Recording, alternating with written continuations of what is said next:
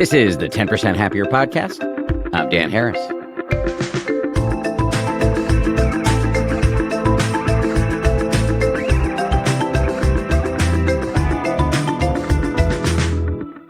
Hello, everybody. How we doing today? Normally, I spend a lot of time laboring over a clever framing to these episodes, but my guest today says it way better than I ever could. So I'm just going to kick off this episode by reading a few key lines from said guest's new book. Here they are. Muscles deserve more consideration than we give them. We often think about muscle as existing separately from intellect and maybe even oppositional to it, one taking resources from the other. The truth is that our brain and muscles are in constant conversation with each other, sending electrochemical signals back and forth. Our long-term brain health depends on muscles and moving them, especially when it comes to aging bodies. I'll just note that everybody's body is aging, so this is true for everybody, this connection between mind and muscle.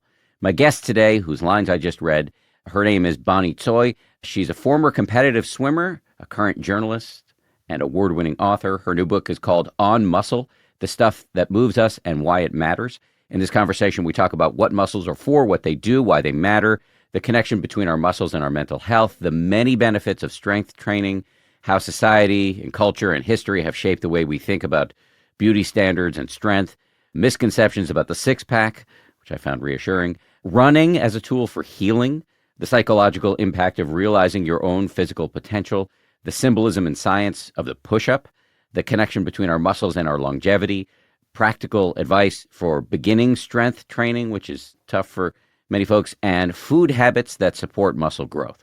We're now in week 3 of our month-long series, which we're calling Get Fit Sanely, where we talk about how to take care of your body without losing your mind. Every episode this month comes with a bespoke guided meditation only for paying subscribers over on danharris.com. Today's meditation is called Find Your Swole. Dharma teacher Cara Lai helps you tune into your body with appreciation instead of self-criticism, something I myself am still working on. For more information, head on over to danharris.com. We'll get started with Bonnie Tsui right after this. Bonnie Tsui, welcome to the show. Thank you for having me, Dan. It's a pleasure. All right, well, so I'm going to ask the most basic question. The most embarrassingly basic question is like, how does someone, namely you, come to write a book about muscle? This is a very good foundational question, and one that I think I should be prepared to answer very often once this book comes out. I wanted to continue the conversation of the body that I started with Why We Swim, which was my previous book. I think that muscles were a really interesting way in for me. It's one of those everyday things that people take for granted, and they think they understand it, right? But do they really? Do we really? And yet they're how we move, right? Whether it's the tiniest flea or the biggest whale, muscle is that stuff that propels creatures, big and small, through their lives. I also have a sort of personal through line that kind of runs through the book, which is that my dad, when I was growing up, my dad was a professional artist and he was also a martial artist. And so my brother and I were, from the time we were in diapers, drafted to join him in the studio, and he was training us up to, as he described it to us recently, I wanted you to be my little ninjas. He's a black belt in karate, and he's just a very singular, special guy. And so we grew up in that environment. I grew up in New York, and he had a downstairs studio that was both the art studio and also the place where there were free weights and the barbells and all kinds of hand grips and heavy bags and speed bags and all that stuff, because that's what my dad was interested in. And so that was normal for us. And so muscle, I've been thinking about muscle in both form and function since I was a little kid. And so when it came time to be talking about, what's the next book? This kind of came up. And then for all of us, it just kind of, this light bulb went off that, that's it. That's the thing. So your interest is on at least 2 levels. One, this sort of, I don't want to say academic, or maybe just intellectually curious. Intellectual curiosity around these things that we all take for granted, but as you say, power our lives. And then also is kind of a way to reconnect with your dad. Absolutely. I think that's it in a nutshell. And certainly because when I started writing this book, it was during COVID. And so my dad lives in China now. When my parents divorced, he moved back to Hong Kong, where he grew up, and then on to Beijing and then in Guangzhou, where he lives now. And, China being the first place to shut down and the last place to open up, it was one of those very strange realizations. Oh, I don't know when we'll ever see each other again in person, like in front of each other. And the sort of backstory to that is that my father's language is in person, it's of the body, it's physical, it's like the hug, the hand squeeze, the eyebrow raise. Like this is just sort of the spontaneous sparring in the middle of a conversation. And so I kind of instinctively knew that there was a loss there and kind of fear, I think, for myself personally. And I wanted to figure out some project that I could work on in which I would have things to talk to him about, because he's also not great on the phone or over email or text-based communication. So it really was a little bit of a lifeline, I think, for our relationship. Can you give me, and by extension, everybody listening, a muscles 101? If I understand correctly, there are 3 different types of muscles. Yes. What are they for? What do they do? Et cetera, et cetera. You got it. You remember that from biology class, right? So muscle is a tissue. It's made up of lots of little fibers, and it's the largest organ in your body. It makes up about 40% of your body weight. As you so correctly mentioned, there are 3 types of muscle, which I think we all basically know, which is cardiac, smooth, and skeletal. And so for the most part, the book deals with skeletal muscle, which is the muscle that we use to get around and that we control voluntarily. Cardiac is your heart muscle. Obviously, smooth muscle is the muscles that sort of line your organs and like push blood through your vessels and babies out the uterus and like move food through your digestive tract. And for the most part, we're born with a set number of these fibers. And so this was an interesting thing that I learned, which is that muscles grow bigger not by multiplying, not by having those cells multiply, but by recruiting a special kind of stem cell that's like a muscle stem cell that contributes its nucleus or its multiple nuclei to muscle growth and regeneration. So when you lift weights or tax your muscles in some way, I think generally people know that you have these little micro tears in your muscles that then repair themselves and then your muscles get bigger, right? And that's sort of how they get bigger. But it's also not just a tissue for movement, like for locomotion, it's an endocrine tissue. And this is something that I didn't know until I started researching this book, which is that it secretes signaling molecules that go all around your body to other parts of your body, like your brain, and tell it to do things. That's sort of the foundation of this question of like, how does your brain and your muscles talk to each other and why is that important? Which I think is kind of the science is getting into the mainstream where the public now knows like you have to lift muscles throughout your life to benefit longevity and your brain health. Well, let's go right there, actually, because I think that's really the core of what I wanted to talk to you about. Mm-hmm. This connection between, there are muscles that we have no voluntary control over, but those we do have control over. Mm-hmm. We can try to grow them or work them, exercise them, and there's a connection between that and our mental health and our brain. Yes. So this is sort of where the connection between happiness and movement has its roots, So when you're moving, these protein molecules that we were talking about, they're called myokines, and they're released into the bloodstream. And when they arrive at the brain, they regulate all kinds of like physiological and metabolic responses in your brain. They can affect cognition and mood and emotional behavior. And so I like to think of them, I say this in the book, as a kind of love letter between your muscles and your brain. So when you're moving, especially if you're exercising, but it could be, you're taking a walk. You just get up from your desk and you take a walk and you're outside, or you take a dance class, or you go swimming, or you go for a run. This is your muscles sending that love letter to your brain. Exercise stimulates what scientists call this like brain muscle crosstalk, and that includes this formation of new neurons and new synaptic plasticity, that's the basis of learning and memory. And so one of the big takeaways I think from the book is that bulking up your muscles literally bulks up your brain. And isn't that great? The whole thing of kids do better in school with PE, it's true. And I loved learning the hard science behind it. Is the only way to exercise your muscles lifting weights, or cardio, what we call cardio, is also Yeah. growing your muscles? So it's not just that you're encouraging people to swing kettlebells. Yes. Oh, yes. Swinging kettlebells is great. Lifting heavy weights is great. And we're learning that that is a really kind of quote unquote strength training when you're actually bearing weight is really important throughout our lives. And especially as you get older, just to kind of keep the muscle mass going. But exercise of all kinds. When you say cardio, it's the aerobic stuff, right? So like dancing, swimming, running, like anything that sort of gets your heart rate up and sends those dopamine and endocannabinoids around and makes you feel good. And that is that kind of sense of wellness and that high from movement that makes us happy. That is one kind of exercise. But then there's also the strength training, which is what you're talking about, where there's some kind of resistance to your muscles. And it could be body weight training too. It doesn't have to be like super heavy.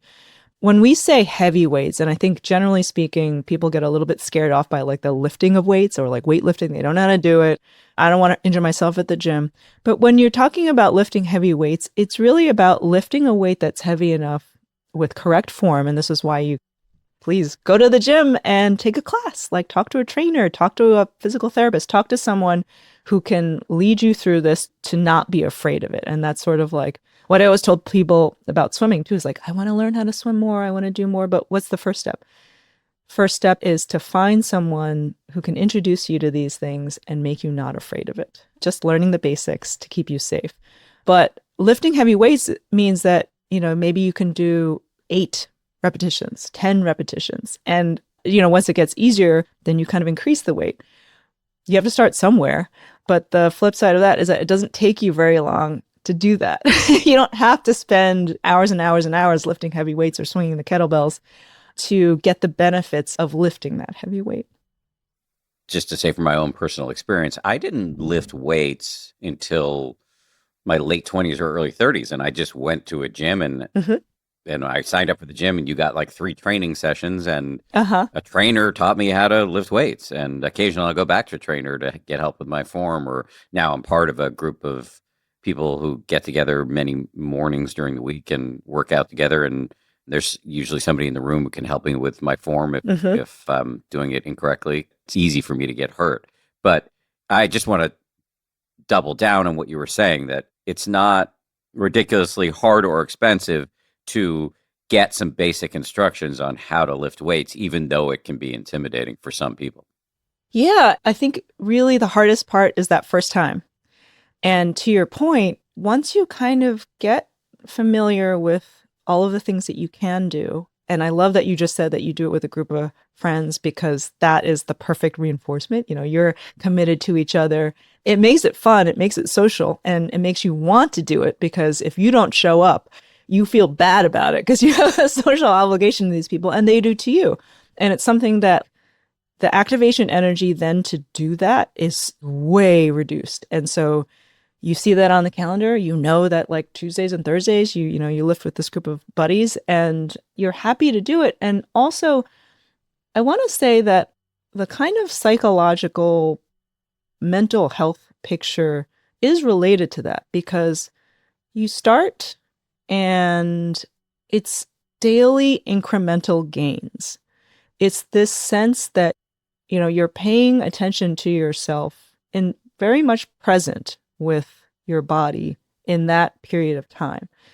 And you notice what your body is doing that day. You notice how you feel. Maybe, I don't know, my left shoulder bugs me sometimes from all this paddling and swimming. And I'm kind of like, how does it feel today? Do I need to set my shoulders back when I'm trying to lift this weight? How do I feel as I'm like marshaling my resources to like do this deadlift? And I feel very grounded in my body in those moments.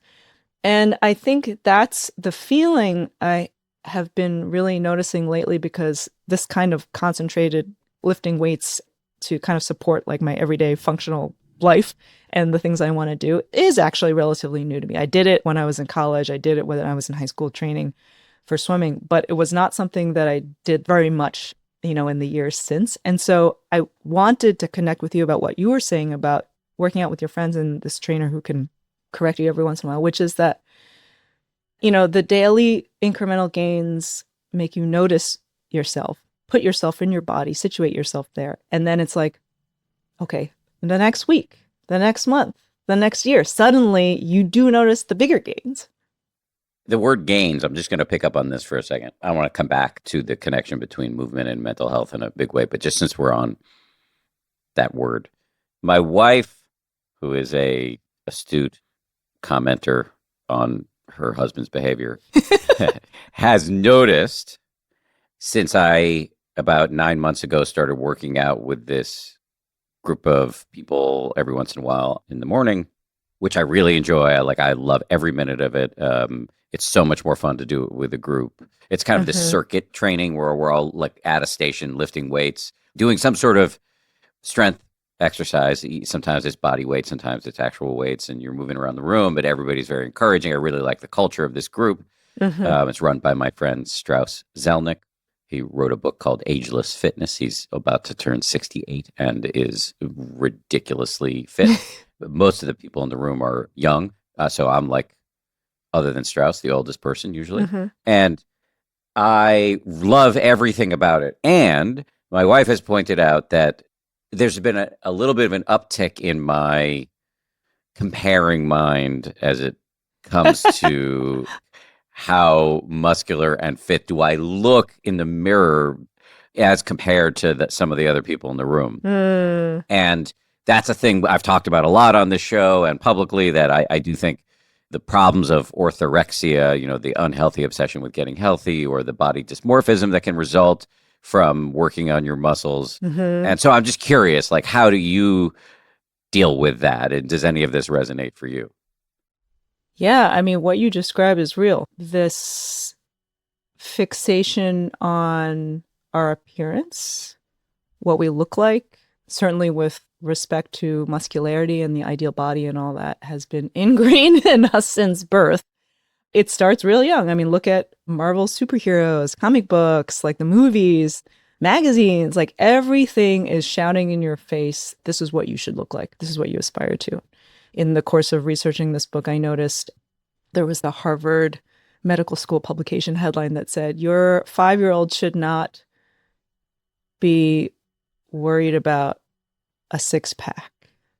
I mean, this was nuts. Your 5-year-old boy specifically, because I think the research is showing that, a lot of young men are experiencing, and there's more attention to it too, right? That boys and young men are also suffering from this messaging that they need to look a certain way, or that there's like a muscularity and a body that is what is the ideal and that should be working towards that. And that is like the be all end all of masculinity. Okay, so that's part of this like negative side of things. I think for myself, I'm not immune to that, right? I'm not immune to what the culture tells me I should look like or what beauty is. But I think because of my strange upbringing with my dad, again, like as an artist and as a martial artist, that he trained my brother and myself up from a young age without regard for gender, age, or size. My brother and I are a year and a week and a day apart. So we're pretty much Irish twins, as I like to say.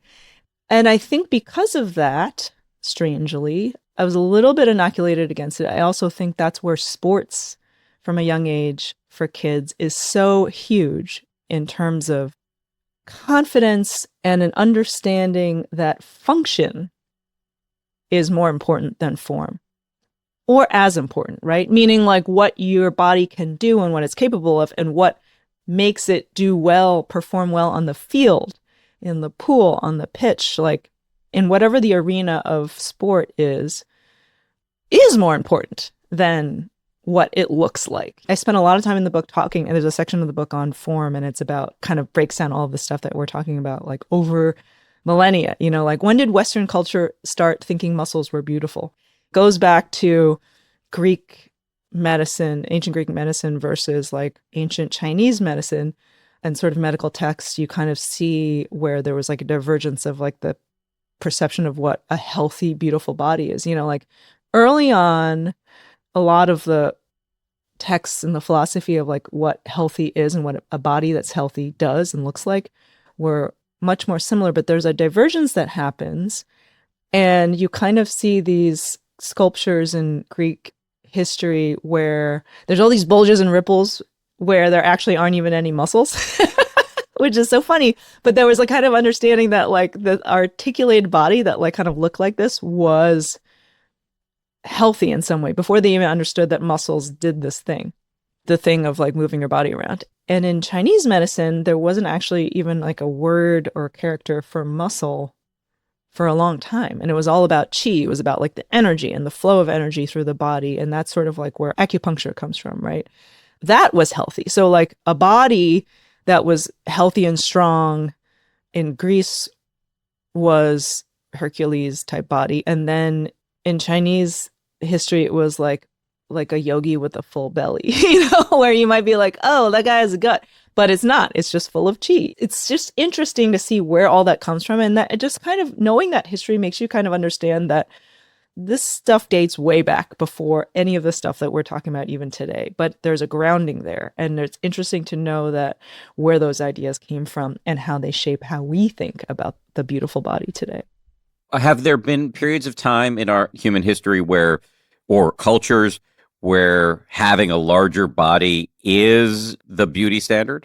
Oh, sure. I mean, you look at the classic example for women, right, is like Rubenesque, like this beautiful, like voluptuous, full, shapely, and to me, strong looking woman.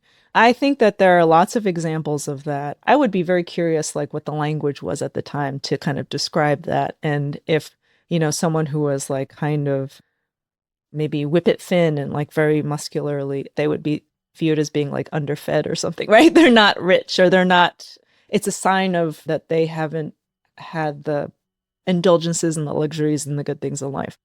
To me, it's like a little bit like when people talk about skin, right? Like that if you're so fair, you haven't been exposed to the sun or that you haven't had to labor outside. And so that was like in many cultures and still today, like that's a mark of, oh, this is like class station. It's a social indicator of where you are in life.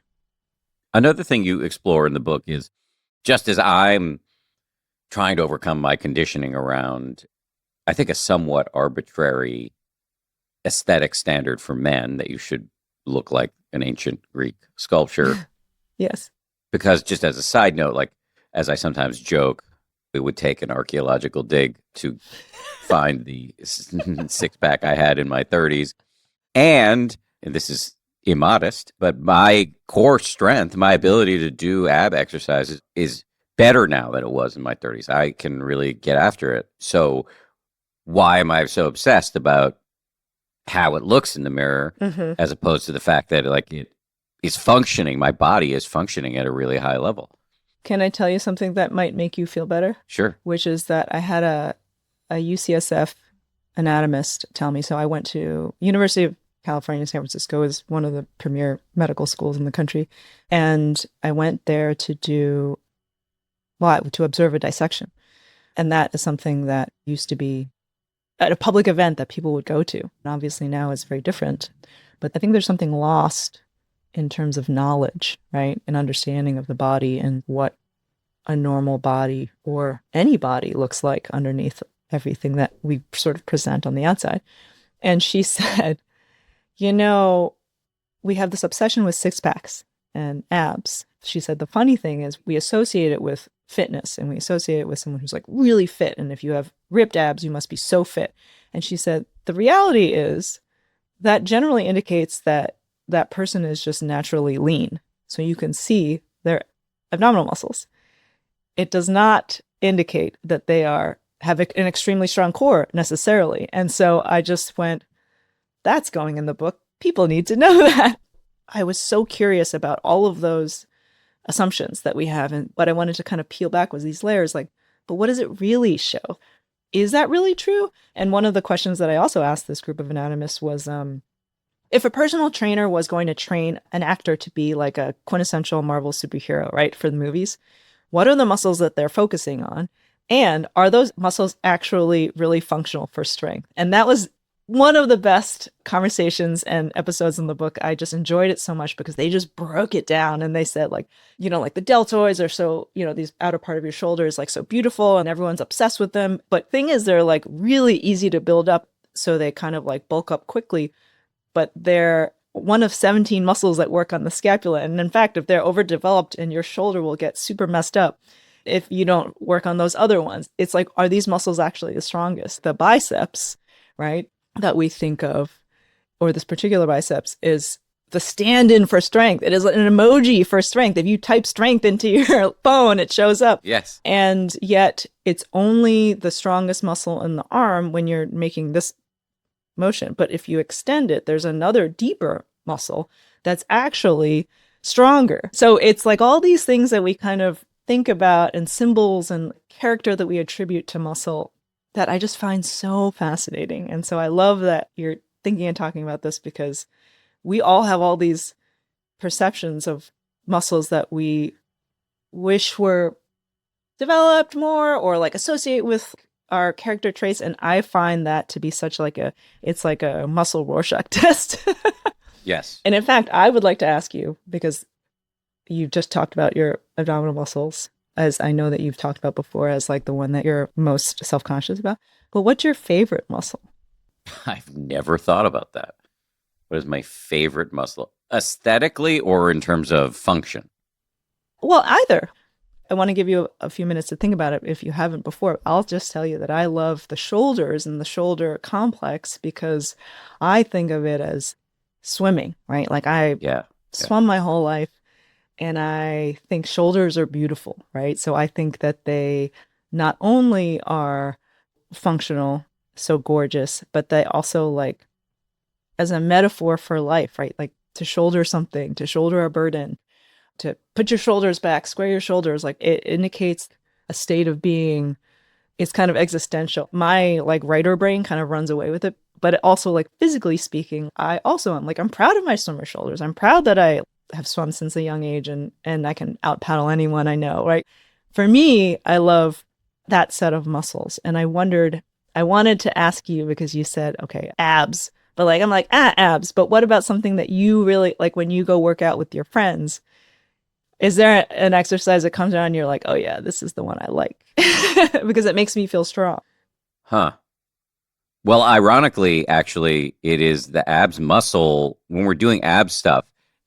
That's the time in the room when I feel the least far behind because I can actually really keep up with people on that one. For all the other exercises, I'm usually having to put lower weights next to what everybody else is doing. And I have to say, it's this is a shout out to my friend Strauss. It's like a very non-judgmental group. It's not a big deal. We're all our own worst critic, right? Yes. Yes. Maybe that's it. BTS here behind the scenes. I never get to read people's full books because we have so many guests. The producer who is assigned to whatever episode we're doing always gives me a briefing document, and this time it's Eleanor. Eleanor gave me some excerpts from your book and really highlighted the stuff she thought I would be most interested in. So I know about your interest in the shoulders, and as a writer myself, really empathize with the writerly flights of fancy that can go along with it. I don't think it's fanciful, actually. I think it is meaningful. And along those lines, and just to invoke Strauss again, every morning of the week he does a workout. I don't go to all of them, but I sometimes do them because he posts in our WhatsApp the daily workout, and sometimes I'll do it at home by myself. And yesterday I was doing it at home by myself, and I don't usually work out with my shirt off. I'm not that kind of guy, but it was hot in the room, so I was working out with my shirt off, and I was doing slightly bent over lateral raises. I had always thought, because I don't know much about anatomy, that those were for your delts. But as Strauss had explained to me a couple days earlier, actually, it's much more for your traps, I guess, trapezius. Yeah, your trapezius muscles. And I was looking in the mirror to make sure my form was good because every time my form was off, I hurt myself. I looked up and I saw, wow, actually, like I have reasonably well-developed trapezius muscles, probably because I swim too. I'm always so careful, even when I see things I like about my body, of not being sucked back into old habits of mine, culturally ingrained habits of mine. But I did take note of the fact that, oh, well, Strauss is very thoughtful about the way he designs these Mm. workouts. They're not all for the muscles that you see when you look in the mirror, it's for the full body strength. I wouldn't have ever noticed my trapezius muscles before, except for I'm doing this thing where I'm trying to get my form right and looking in the mirror. So that was a long rant that probably takes us nowhere. But No, the trapezius is actually one of those, the Marvel superhero muscles that they work on to signal strength, FYI.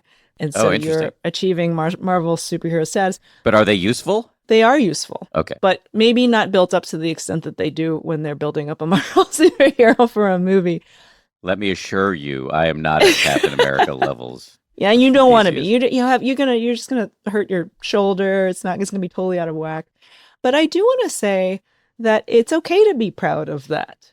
I also think of this from the perspective of being a woman in the world, which is, and this is also in the book, sort of society over the years, many, many years, telling women to be smaller, right? Make themselves smaller in all of the ways. And this is what happens when you have a binary thinking when it comes to gender roles and the sort of equating of man with strength and woman with weakness, right? And it's a balance of power. It's a power dynamic. And I think it's so interesting when you look over the centuries at what muscular women or women who are physically strong, how they kind of disrupt that, right? They disrupt this binary thinking about gender roles and society being structured on that, because what then happens, which is so interesting, is that power, physical power, extends into power of other kinds, political power and such. But it's not a zero-sum thing. If I am strong, you can be strong too. But I think that zero-sum thinking kind of dominates this power dynamic between men and women in society historically, and we kind of see it playing out even now, which is so crazy. But, to have bodily autonomy and physical strength was also to have like reproductive autonomy and like control over like what your body is in the world. And so I do embrace this idea of knowing your own strength and potential and owning that, because I think so many times we tell ourselves not to do that. When I hear you talk about that, I'm like, no, you should own your traps, Dan. So I think that that's actually something that is obviously to a limit, but like I think that that is not a bad thing categorically. Yeah, you're making so many important and nuanced points here. And just to try to kind of sum it up and put my own top spin on it and see if you agree, I'm going to talk in terms of binaries here and just from the don't at me on this. I know I'm doing it just for the purposes of this part of the discussion. Men, we have been socialized to want the Greco-Roman ideal, muscles where there aren't actually even muscles on the Right. body, muscles on muscles. And so I agree with you. It's nice to be able to see the visible results of the work you're putting in the gym.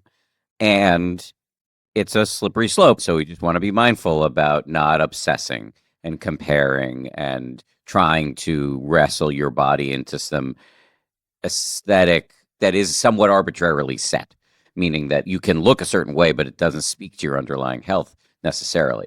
On the other hand, for women, there's actually been this, as you've said, and you write about this extensively in the book, there's been these cultural messages that like muscles are unattractive and you should be wafer thin or waif thin either, or else at other times it's Rubenesque, but it's not muscular. And I think what you're trying to say is none of us should be obsessing about looking a certain way. And especially for women, there might actually be some real value in taking some pride at developing your muscles in a way that's visible, because actually it's a little countercultural and empowering.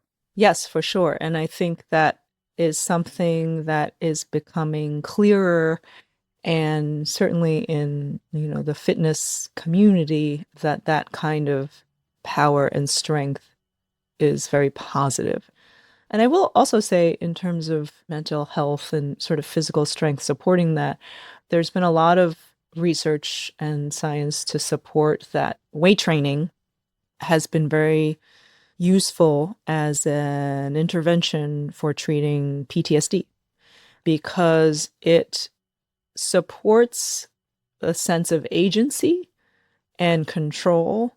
And not like control, like in a controlling way, but like a return of control. Because when something bad happens to you, you often feel out of control, right? You feel very uncertain, and everything under you has shifted in a way that really throws your whole worldview out of whack. And I think something like weight training, or, and a lot of different kinds of exercise, is grounding, as we talked about. And also, it's like this discrete thing, without, again, veering into the extreme of like dysmorphia or anything, that polar end of the spectrum where you feel actually that it's taking over your life. It actually can return that sense of agency to you. That's really interesting. Coming up, Bonnie Tsui talks about exercise as a tool for psychological healing, our innate ability to change, the psychological benefit of realizing your physical potential, and the power and symbolism of the push-up.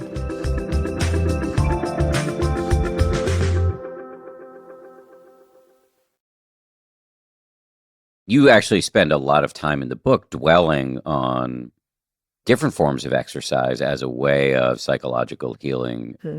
There's stuff in there about running specifically as a way to remember and to heal. Mm-hmm. Do you mind saying a little bit more about that?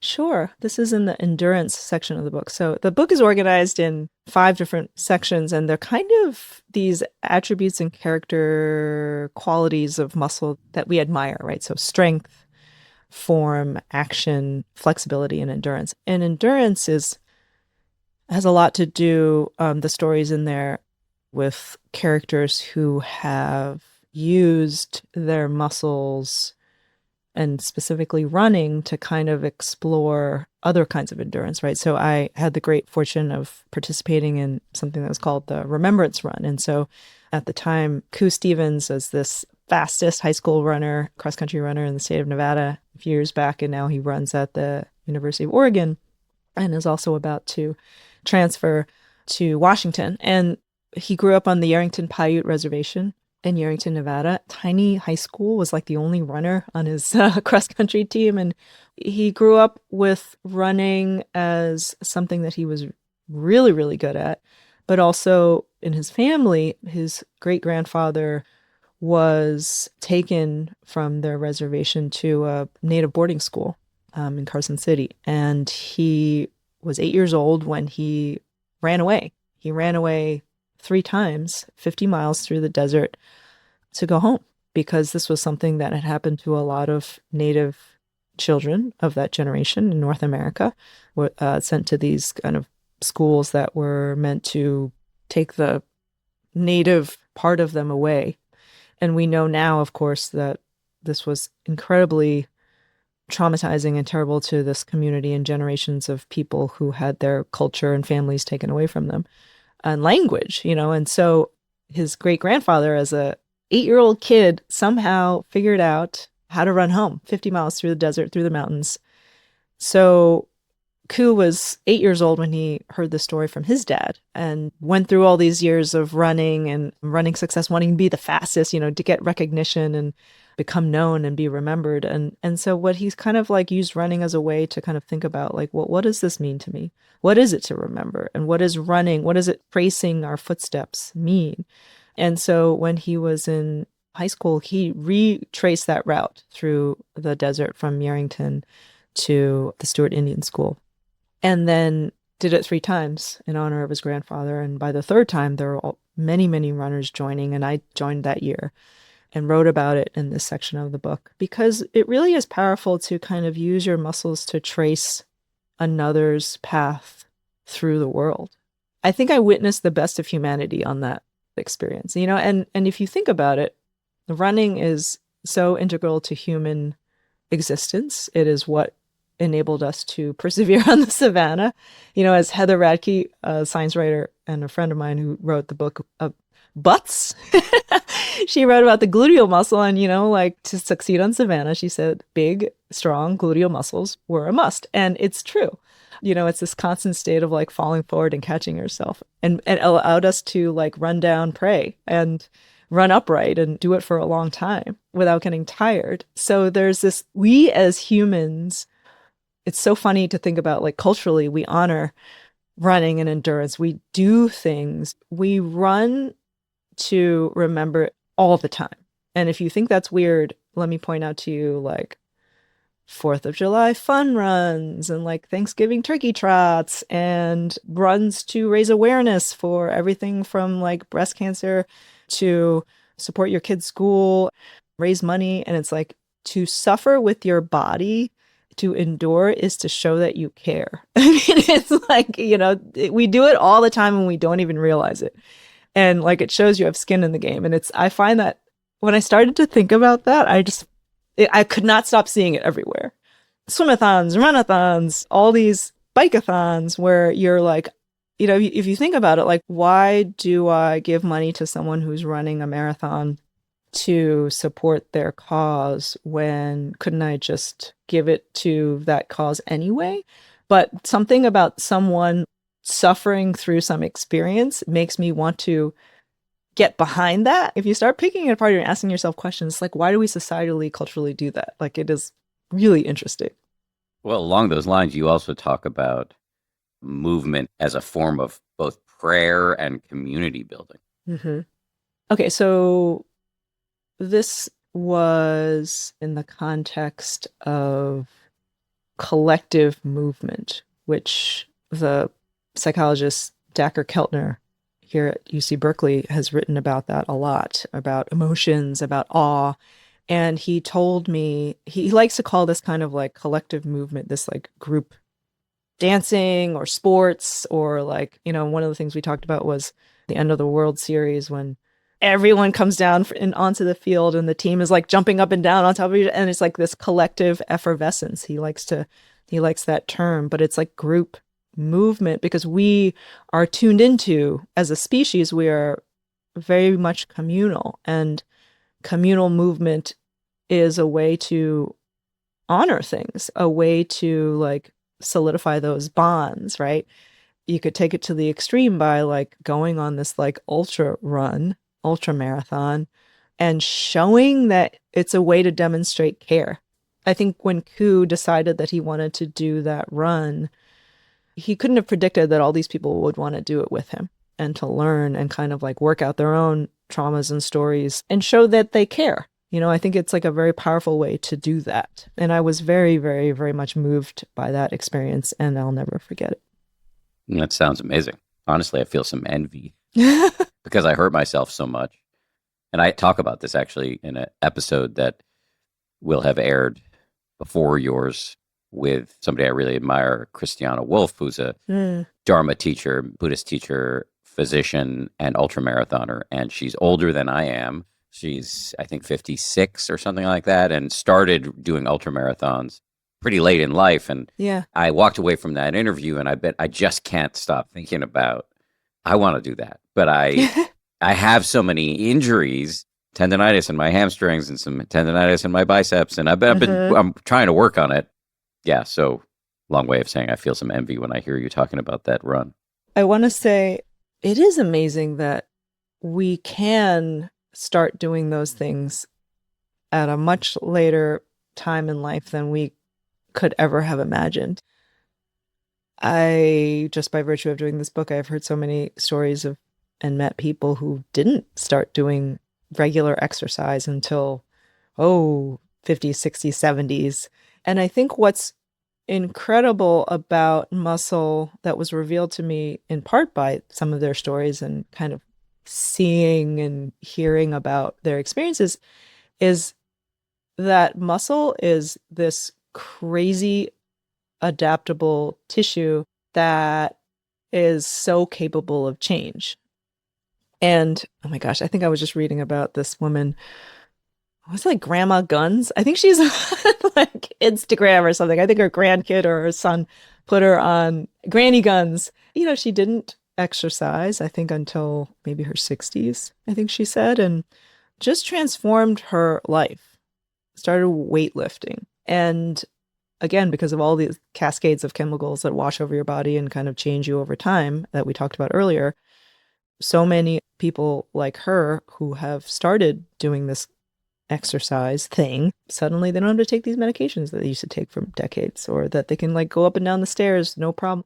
Their joints have feel so much better. It's not that they've repaired their joints, but it's like that the juice that is going when you have started exercising that your muscles are producing to kind of send around to the rest of your body to signal it to do things that are in response, healthy making.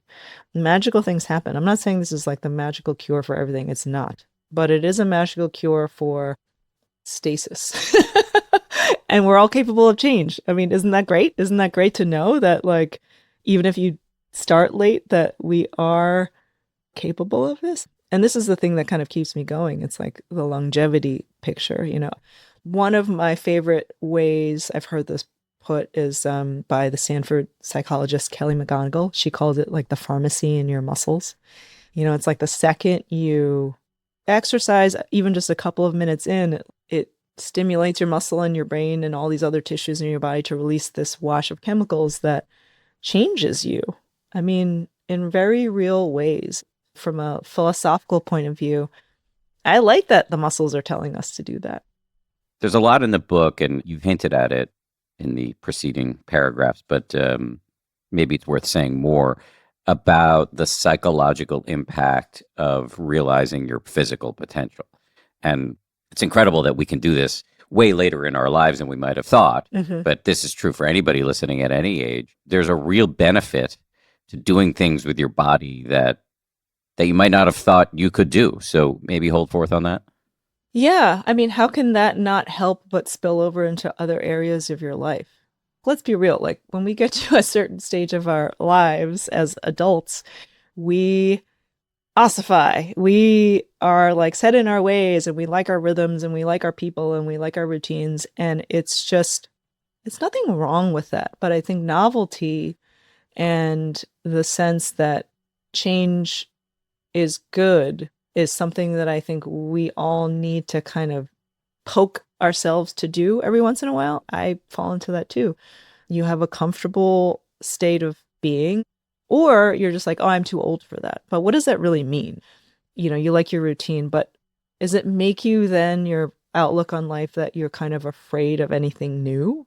Does it make you less likely to be open to someone proposing a counter opinion to you? Do you not like certain kinds of people now? Do you not like certain kinds of experiences? I don't do that. That kind of a thinking is something that we are all guilty of. We all do it. It happens. It's not anyone's fault. It's just sort of how we're wired. And yet, if we are presented with an experience that is new, potential for change, something that makes us think, oh, you know, maybe I like that. Maybe that's something that I can do. Not I can't do it. I won't be able to do it. It hurts. But that there's a growth potential on the other side of that. I think that's what I think this sort of philosophy of muscle is valuable to kind of remind you of. I'm going to read you what I believe is a passage from your book that feels apropos. Mm-hmm. Weightlifting has also been shown to build resilience in the mind. New research with populations recovering from post-traumatic stress illustrates how lifting weights helps people feel more at ease and in control of their bodies. And you talked about this a little bit earlier, but it feels apropos to bring it back now. If you can improve your physical strength in a solid, visible way, it can reframe your self-perception. Look what I did. This is evidence that I'm different now. You can see yourself as a person with agency. And all of this feels relevant to all of us, whether we've had trauma, big T or small t trauma or not. Mm-hmm. Yeah. It was important to write that, to highlight that this is not, our physical health, our muscular health is not a frivolous thing. It is actually something that has a lot of wide-ranging impacts on your life. I don't think that's an exaggeration. I think that that's real. And I'm not talking about bodybuilding for bodybuilding's sake and like getting big muscles so that you look nice. I'm talking about it's like going back to the root of what muscle is in our lives, which is that it animates our existence in this world and moves us around and everything that we're doing. Like I'm talking to you, I'm gesturing, thinking, I'm speaking to you with my body. And you're speaking to me with yours. When you smile, when you nod, when you tilt your head and you think about, okay, maybe that makes sense. This is how we do life. And so if you support that by supporting the health of your muscles, you're supporting yourself. And again, like what you were saying about like building resilience through physical strength. Yeah, it's true. I think that's basically all I have to say about that. Well, it's what you're saying is important. This is going to sound like a non sequitur, but I think it does follow. There's a lot in the book about the push up. Uh-huh. And I want to hear more about the push up. But I do want to just read you back to you again because there's something you wrote about the push up that is very relevant to the sort of psychology of all of this. Hmm. Every push up was a note to yourself that you were capable of more than you were the day before. These days, when so much of life feels out of our control, something concrete and tangible, however incremental, feels like a small victory. During the writing of this book, I've been doing a lot of push-ups and thinking about what it means to do them.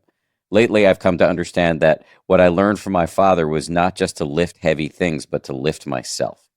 I still stand by it, even though push-ups suck. Okay, so there's a few different levels there. I like push-ups, just to say. Oh, see, that means that you have a full body, all around strength, and your core is excellent. What I love about the push-up is many things. So it's a very basic foundational movement, right? You really employ like your entire self to do them and to do them well. And I also love that they're sort of like a mythological, there's a lore behind them, with Jack LaLanne breaking the world record by doing like, I don't know, 1,000+ push-ups in it's a matter of minutes. And that it's also like this demonized thing. Everyone hates them. Not everyone. Some people like yourself love them. But that Weirdos. it's so basic. Okay, so I was thinking about this when I wrote that passage during COVID when I started writing this book, as we mentioned. And I guess that was like the fall of 2021. And we were all just trying to figure out how to stay sane and not fall into puddles of mush every day. And the push-up is something you can do in a very contained space. It's really like all you have to do is be able to lie down on the ground. You could do it where you are. I could do where I am. You don't require anything but yourself. And there's something also great about that. It's just you and your body and the ground. And how many times you can go down to meet it and then come back up and go down and come back up. And in terms of a daily practice, if you did do it every day, you would understand that you feel different every day. Different parts of you hurt differently every day. You feel the push up in your neck, your back, your ankle, maybe your wrist is sore.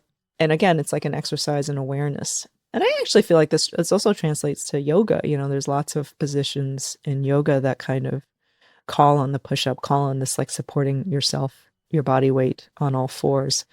And just like historically over time, like I go into this in the book. There's a passage at the end of the book in which someone has asked a character in my book named Jan Todd, who was the first woman to lift these Scottish stones of strength called the Dinnie stones. But she's also not only a world record breaking power lifter and a pioneer weightlifter, she also is a sports historian at UT Austin.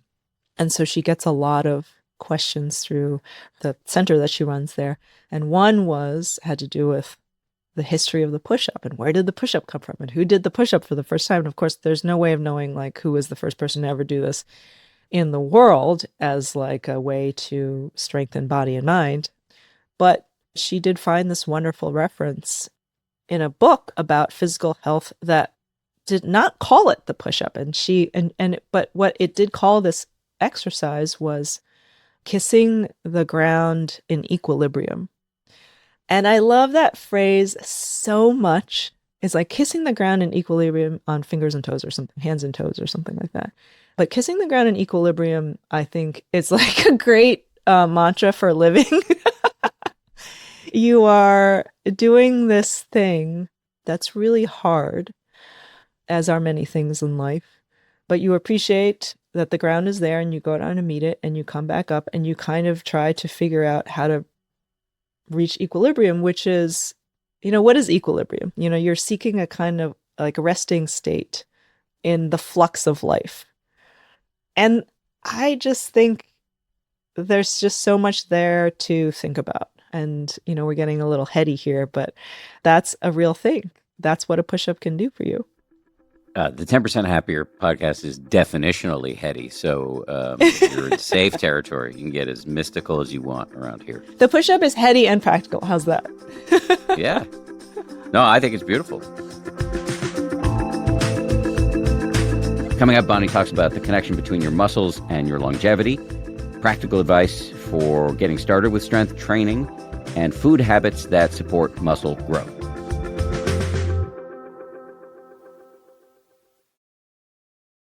On a more practical level, although the push-up is super practical, but this is a little less heady, this question.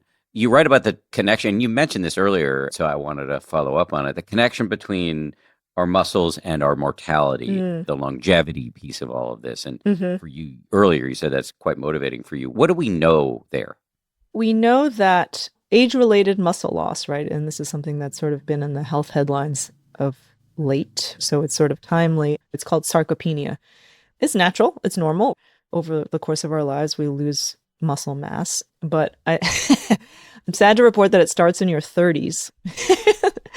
So it's a great idea to start lifting weights and start doing strength training throughout your life, like when you're younger, not when you're confronted with osteoporosis as well, which is the bone loss that's age-related. Oh, no, that's osteopenia. But osteoporosis obviously is an extreme loss of that a lot of, especially women, experience. But all of this can be combated and shored up with strength training, both the bone and the muscle stuff. And, there's a lot of work being done with different kinds of ways of increasing muscle mass as you get older, because the mass is important, right? So like we're talking about the stuff on your body, like not that they're big, but that there's enough of it so that it's basically resources for your body to draw on. And I will say that my mom, who is now 77, sorry, she has been going through a lot of health struggles lately where it's autoimmune. But one of the things that a doctor told her was, your condition is exacerbated by not enough muscle. And I remember being in the room with her and hearing this doctor say this to her, and I went, what does that mean? And it's that if you don't have enough muscle, your body doesn't have enough resources to fix itself. Like muscle is not just about moving your body around nicely as you get older and having strength. It's that from a metabolic and physiological state and level of things, it is important to the overall functioning of your body in terms of recovering from illness or injury or anything, whether it's like you have tripped and fallen and you broke something and then you're kind of like, oh, I got to build up strength again. The stronger you are physically, the more muscle mass you have, the more likely you will be to bounce back from all of that. And same goes for like other kinds of disease and illness that may come up, throughout your life. And it's just a fact. If you talk to doctors in a hospital, they will all tell you that getting enough protein, especially amongst their older patients who haven't been thinking about this, haven't focused on it for many, many years. And of course, as you get older, your kind of appetite goes away to some extent. And so you're kind of like, oh, I don't really need to eat that much. My metabolism isn't revved up. If you build muscle, your metabolism goes up because your muscles need calories. And so it's all this kind of self-reinforcing virtuous cycle. And so these are a few of the pieces of this is really important. And I'm not going to get into the weeds here, but there's a section of the book that is about fall prevention and all this research that's being done on like not just muscle memory. Again, there's this new science around muscle memory that is like actually in the cells themselves, not just the motor neurons remembering muscle patterns of movement, but that there is muscles themselves are really smart. They're intelligent. They have their own kind of memory and they remember past exercise. So even if you do have periods where you haven't been working out or you due to life circumstances or injury or illness that you've sort of been laid up. COVID was one of those times too, where people couldn't have their normal routines. And then also if they got COVID, they had to recover. But that your muscle cells, remember, there's a couple of different kinds of memory in the cells, cellular memory and what's called epigenetic memory, which is that certain genes turn on and off such that Your muscles are more likely to bounce back after certain periods of inactivity if you have exercised before. And not only that, it remembers periods of inactivity and there's muscle wasting. I mean, there's all kinds of really interesting science of like how your muscles remember the things that you do. So the more good stuff you do with them, the more that they will treat you better. This is all so fascinating. All right, let me ask you a bunch of practical questions. I know the book is mostly an intellectual exploration and also an emotional excavation for you personally. But listeners are going to have a lot of practical questions. Like, you've made such a compelling case about the importance of muscle. Where do we begin if we're interested in getting stronger? Thing one, go to talk to a trainer or take a class. Okay. We talked about this earlier in our conversation, but it is the easiest way to break that seal, get up that activation energy to kind of make this a routine in your life. I'll be frank, and that's the hardest part, but it's also like really exciting. It's a new chapter in your life, either to have a friend to walk you through some of the basic things that you could be doing at the gym, or get a set of weights for, you could do it at home. So many of us did it at home during COVID. We know it's possible. Also that we have options. If you can't get to the gym on any one day, you might have a bunch of weights at home that you could do something with. And just to get the basics, take a class, join a group. And also, it's not just about lifting weights. It's about getting other kinds of activity in your life. It could be like body weight exercises. It could be resistance bands. And also, don't forget about the kind of exercise and movement that makes you happy. I know that there are so many people who are like, I don't really like exercise, but there are things that you like that bring you joy that involve moving your body. Dance, or it could be some other play-based movement. But I think the important thing is to just start with that. Start with trying to figure out what is the way that will bring you joy, and also your community will support you in that, because that is like the easiest way, where then it becomes a part of your life that actually makes you happy instead of dreading, going to go lift weights at the gym. There are so many different ways to do that, and to not be afraid of it, because, we all have a body, we all occupy a body, we all have muscles that could use a little action, and that all comes back to benefit you. That was all beautiful. And I just want to highlight a couple things you said, just based on my having done, so many interviews on the show with experts in habit formation and human behavior change. The finding something you like is really important. It's so big. I'm a mutant, and I think you and I are probably both mutants in this way, in that, like, I like so many forms of exercise. It's not hard for me to get to the gym, but I recognize that that's not true for everybody. And so, like, my wife, we were married for many years, and even though she's a physician, never really was into exercise for a whole bunch of complex reasons. And I dragged her to SoulCycle, which I honestly didn't even like that much myself. I like spinning, but I wasn't super into SoulCycle because of all the stylistic stuff around it. Although I have to say, I've become friends with the women who founded and then sold SoulCycle, and I really like them a lot.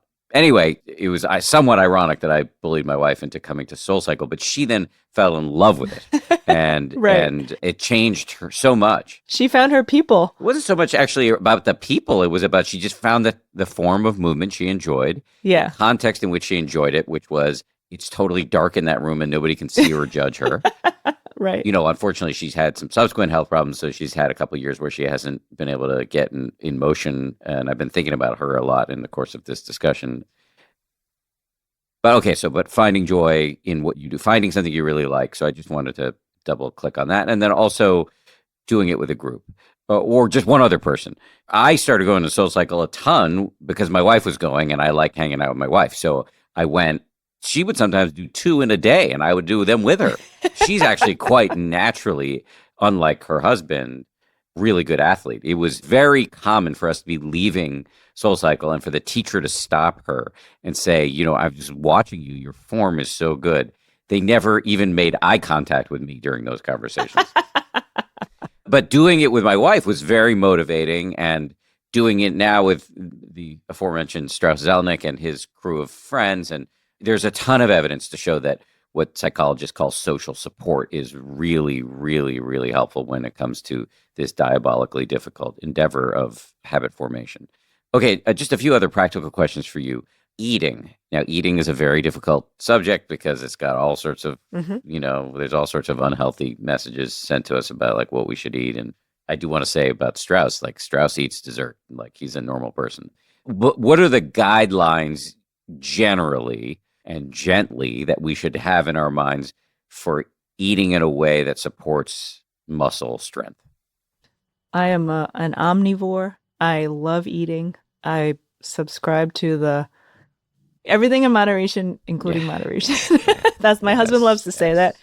and he has a huge sweet tooth, and I agree with that. So, in terms of eating to support muscles and your muscle health, I mean, obviously you need to have protein, but chances are you are getting enough. To be quite honest, I don't think you should obsess about it too much. Just make sure you're having some. Somebody was telling me, "Oh, you need to be having the equivalent of how many grams of how much you weigh times X," and I was just like, "That's a lot." And he's like, "That's 3 chicken breasts a day." I'm like, "That's a lot of chicken breasts." I think just making sure that you have some. It's going to be different for everyone, but just to make sure that you're having some protein for maybe a couple of your meals where that does figure prominently is just sort of my ballpark. But also eating all the other things, eating all the vegetables and grains and complete proteins or like rice and beans.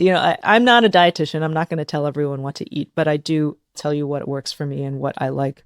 My general outlook on it is that I do pay attention to it, but I don't pay too much attention to it. Yes, that sounds fucking perfect. As Bonnie knows, and as the producers know, I did the rudest thing I've ever done in the course of a podcast interview today, which is I ate my lunch while Bonnie was talking at the beginning of this conversation because my day has been such that I wasn't able to eat until right now. And my lunch had tuna, an egg, and a bunch of vegetables in it. I was going to say that was a really good lunch, and now I'm hungry and I want to eat that lunch. Yes, it was a healthy lunch, but I'm going to have some gummy bears too afterwards. Being omnivorous, not being overly abstemious is important. The Yes. final question before I ask my habitual 2 final questions is what about things like creatine? I don't even really know what creatine is, but somehow I've been wondering about it recently because I hear it mentioned within the context of muscle building. I think generally speaking, people, meaning people who know what they're talking about, doctors and, sports, physical fitness folks, generally speaking, it's not a bad supplement to have. I actually started taking it, I don't know, 6 months ago. I haven't noticed anything crazy or different, but I think it's something like 3 to 5 grams. It's on the package. I think it's grams.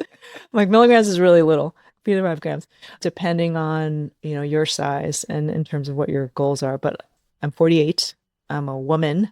I know how important it is to get enough protein to support muscles at this point because they're just, if you do read the news, it's kind of like they're falling off my body as I'm walking down the street, which I hope is not true, but it does feel like that. So I don't want to be alarmist. I think it is something that you should ask your doctor about because you might have some underlying medical health reasons not to do that in terms of your body processing it. But I think creatine is actually generally considered pretty safe and is not one of those supplements that, you would think about with bodybuilding that has a bad effect on you. That has many, many decades of research on it. So I think it's a pretty good option if you're thinking about doing that. I forgot the other question. No, that was the only one. I have 2 I'm going to ask you now. One is there something that you were hoping we would get to that we haven't gotten to somehow at this point?